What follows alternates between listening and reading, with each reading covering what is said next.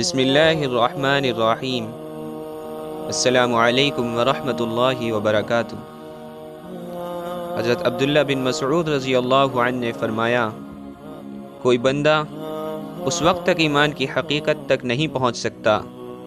جب تک وہ ایمان کی چوٹی تک نہ پہنچ جائے، اور اس وقت تک ایمان کی چوٹی تک نہیں پہنچ سکتا جب تک کہ اس کے نزدیک فقیری، مالداری سے اور چھوٹا بننا بڑے بننے سے زیادہ محبوب نہ ہو جائے، اور اس کی تعریف کرنے والا اور اس کی برائی کرنے والا دونوں اس کے نزدیک برابر نہ ہو جائیں، نہ تعریف سے اثر لے نہ برائی سے۔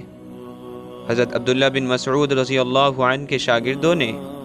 اس کی وضاحت کرتے ہوئے بتایا کہ اس کا مطلب یہ ہے کہ حلال کمائی کے ساتھ فقیری